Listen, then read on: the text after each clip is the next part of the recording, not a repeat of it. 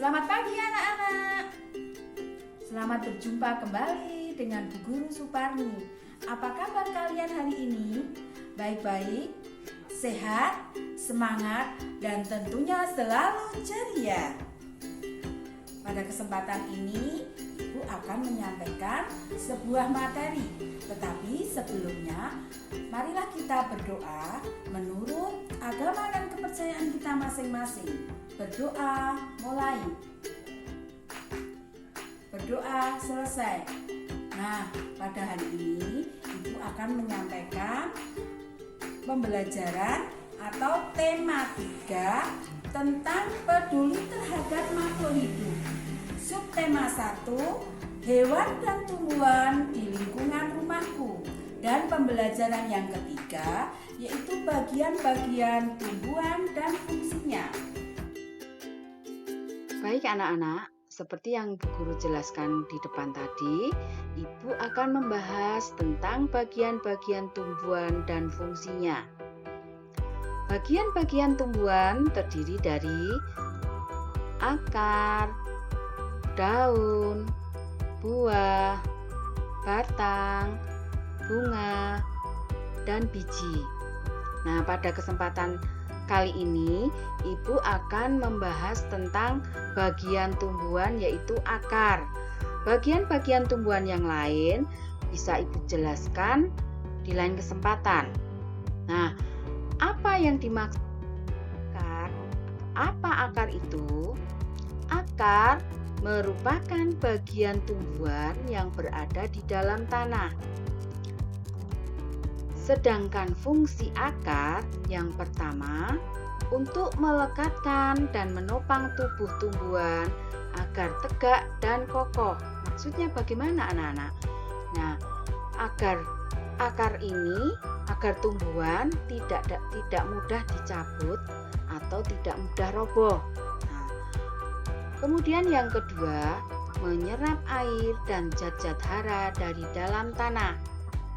Nah, tugas atau fungsi akar pada hal ini menyerap air dan zat-zat hara dari dalam tanah.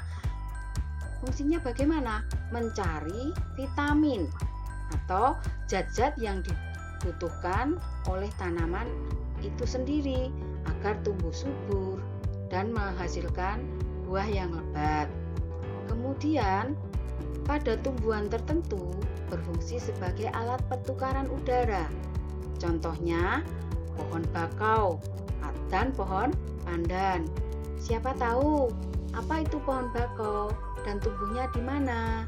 Pohon bakau itu tumbuh di daerah pantai. Gunanya apa? Menanggulangi atau menopang dari abrasi atau gelombang dari air laut. Kemudian pada jenis tumbuhan tertentu sebagai tempat menyimpan cadangan makanan. Contohnya wortel, ketela pohon. Nah, wortel itu ya yang bergelembung-gelembung itu sebenarnya akar yang menyimpan cadangan makanan. Atau ketela pohon itu juga akar yang menyimpan cadangan makanan. Kemudian sebagai alat perkembangbiakan secara vegetatif untuk jenis tumbuhan tertentu. Contohnya wortel, ubi, kentang. Nah, ketika anak pernah melihat ubi itu mengeluarkan tunas, kentang itu mengeluarkan tunas, itu buktinya bahwa akar sebagai alat perkembangbiakan secara vegetatif. Sekarang bagian-bagian dari akar. Ada akar utama atau akar pokok, cabang akar, rambut akar, batang akar, dan ada ujung akar. Sedangkan jenis-jenis akar yang pertama adalah akar tunggang. Akar tunggang yaitu akar utama yang tumbuh terus-menerus menjadi akar pokok, kemudian mempunyai cabang akar yang kecil-kecil. Jenis akar ini biasanya dimiliki oleh tumbuhan jenis dikotil atau tumbuhan biji berkeping dua. Contohnya apa? Mangga, ada jambu, dan jeruk. Akar serabut. Nah, seperti ini. Akar serabut yaitu akar yang berbentuk serabut dan memiliki ukuran yang hampir sama. Akar serabut umumnya terdapat pada tumbuhan monokotil atau tumbuhan berbiji tunggal. Contohnya pohon salak, pohon jagung, pohon kelapa, pohon pisang, dan ada pohon anggrek. Akar adventif disebut juga akar tambahan. Mengapa? Karena merupakan akar khusus yang tidak tumbuh pada tempatnya, yaitu dapat tumbuh pada setiap bagian tumbuhan. Ya, jenis akar adventif atau macamnya satu, akar gantung. Akar gantung ini berfungsi mengambil uap air dari udara.